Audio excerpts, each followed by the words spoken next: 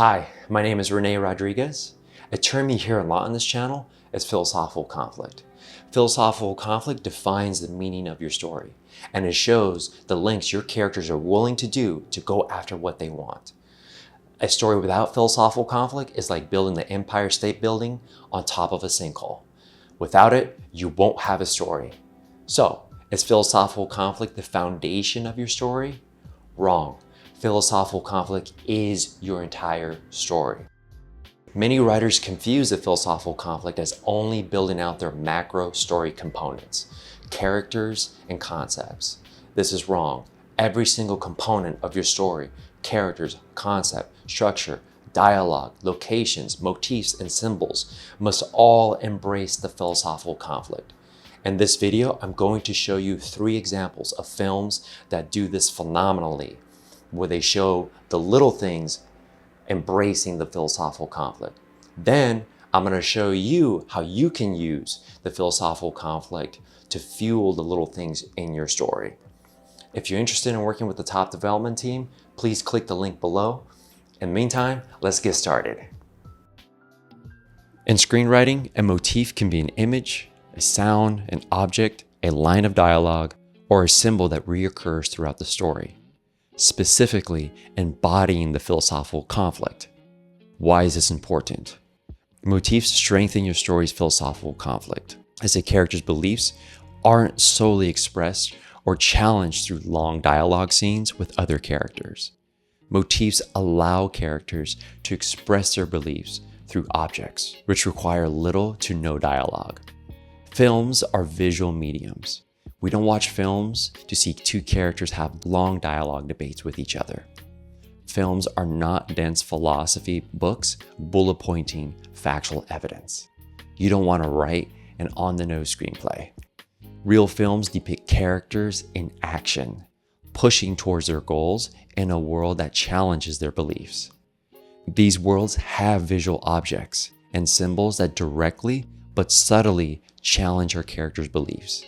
These little objects and symbols, although small, play a major dividend in your story. Take Damien Chazelle's critically acclaimed Whiplash. The philosophical conflict follows. Viewpoint 1, greatness is more valuable than a normal life. Viewpoint 2, a normal life is beautiful and worth living. These viewpoints fuel all the characters' beliefs, choices, and actions throughout the story. But it's of the utmost importance to express these beliefs subtly. The motif of Charlie Parker occurs throughout the film and embodies the philosophical conflict through both viewpoints. In the inciting incident of the film, Terrence invites Andrew to play in his band. Terrence mentions the Charlie Parker motif for the first time in the film.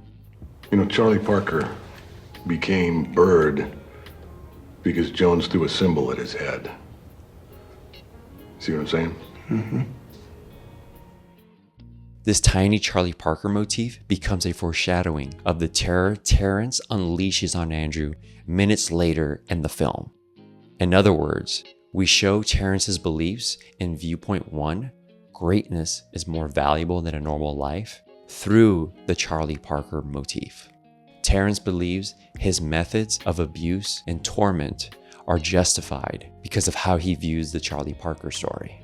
But how does someone with viewpoint 2, a normal life is beautiful and worth living, use the Charlie Parker motif? Later in the film, Andrew eats dinner with his family, but they belittle his accomplishments of becoming the core drummer in Fletcher's band. Charlie Parker didn't know anybody until Joe Jonas threw a symbol at his head. So that's your idea of success, huh? I think being the greatest musician of the 20th century is anybody's idea of success. Dying broke and drunk and full of heroin at the age of 34 is not exactly my idea of success. Andrew's dad uses the Charlie Parker motif to express his side of the philosophical conflict. Viewpoint 2. Multiple characters in your story can use the same motif, but it means different to them because their beliefs lie in the opposite ends of the philosophical conflict. For example, Andrew's dad views the Charlie Parker story as a tragedy, whereas Terrence views the Charlie Parker motif as a success. The film doesn't stop there. We're only getting started. After Andrew quits drumming and chooses to help Sean Casey's family to reprimand Fletcher for his abusive techniques, they meet at a jazz bar. Terrence doubles down on his beliefs, again using the Charlie Parker motif to dive deeper on why he believes in viewpoint 1. I told you that story about how Charlie Parker became Charlie Parker. Gets up to play at a cutting session, and he fucks it up. And Jones nearly decapitates him for it. But the next morning, what does he do? He practices. And a year later, he goes back to the Reno, and he steps up on that stage and he plays the best motherfucking solo the world has ever heard. A lot is happening in this dialogue exchange. 1. Terrence uses the Charlie Parker motif a second time in the film to give Andrew deeper justification to his cutthroat methods to push his students to produce great art. Number 2.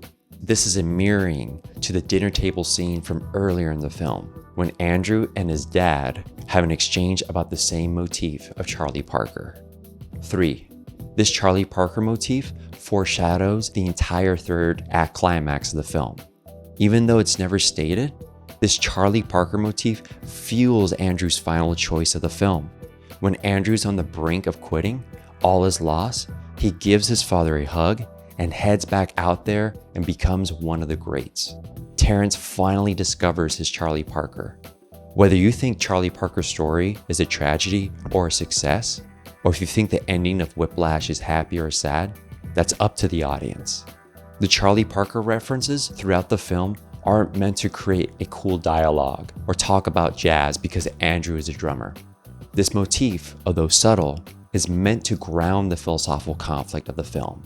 We see where characters and their beliefs lie in conflict based on how they view the Charlie Parker motif.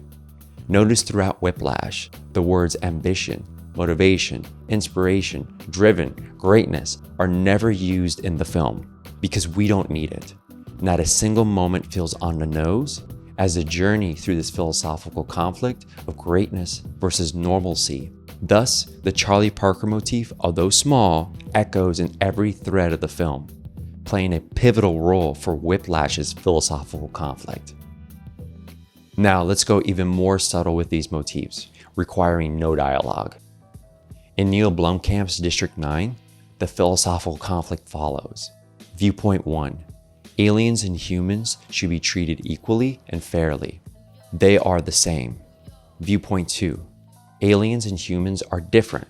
They should be segregated, as aliens could pose a threat to humans.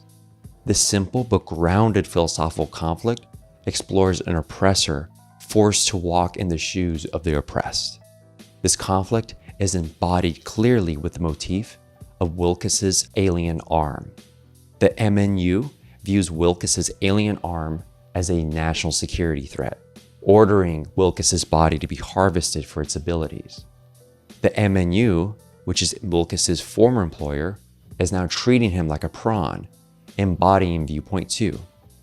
The Nigerian arms dealer wants his arm because he believes it would grant him access to alien weapons for personal gain, again embodying viewpoint 2. But when Wilkes grows desperate to stop his mutation into becoming a prawn, Christopher's son puts his alien arm next to Wilkes and says, Fuck off, man. Not the same. This single shot of Christopher's son putting his arm next to Wilkes accomplishes the following. 1. Embodies subtly the entire philosophical conflict of the film. At this point of the story, Wilkes stands in viewpoint 2. Aliens and humans are different. 2. This also sets up Wilkes's character arc in the final act of the film, where he finally learns to embrace these prawns as human beings as he helps Christopher and his son get back to their ship. He uses the same arm to utilize the robot suit to help Christopher and his son escape District 9, fully embracing viewpoint 1. Aliens and humans are the same. His left arm becomes much more than a cool sci-fi plot device in District 9.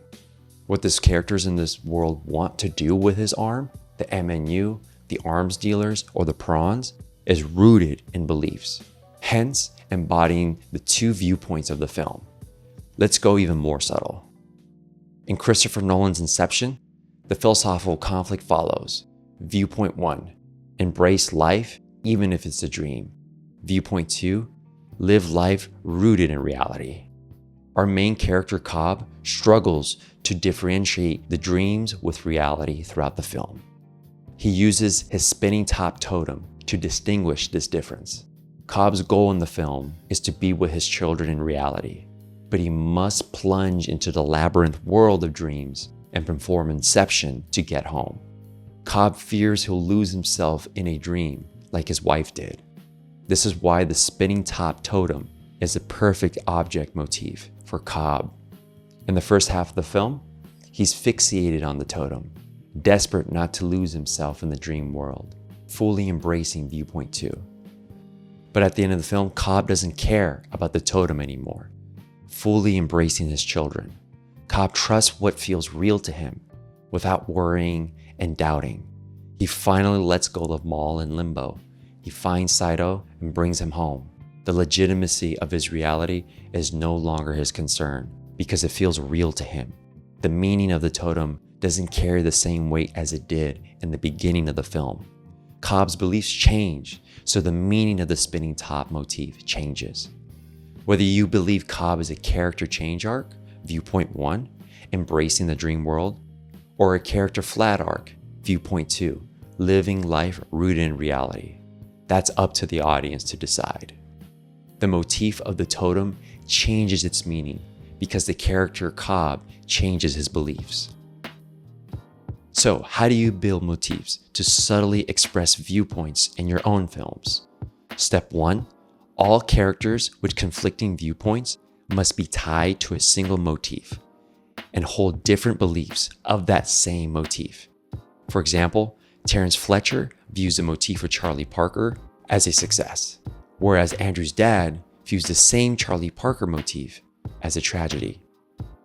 Step 2, regardless if you have a character flat arc or a character change arc, the meaning of the motif changes because our character reacts and views the motif differently. In other words, when a character changes their beliefs, the relationships and meaning of their motif changes. Step 3, most importantly, all motifs must embrace both sides of the philosophical conflict. Whether it's a simple story about a jazz drummer, an alien arm, or a small spinning top, the motifs connect with the philosophical conflict subtly. John Truby once said in The Anatomy of Story about symbols, "Symbol is a technique of the small. It is the word or object that stands for something else, person, place, action, or thing, and is repeated many times over the course of the story. Just as character, theme, and plot are big puzzles to fool and please the audience, symbol is the small puzzle that works its magic deep below the surface. Symbols are crucial to your success as a storyteller because they give you a hidden language that emotionally sways the audience." The same can be said about motifs. Although small on the surface, play major dividends throughout your story. They serve to unify the philosophical conflict, and they're expressed visually and subtly. Again, the philosophical conflict must be expressed at the macro and micro levels of your story. My name is Rene Rodriguez. If you enjoyed this video and you want to work with the top development team, click the link below this video to work with us. Thank you so much.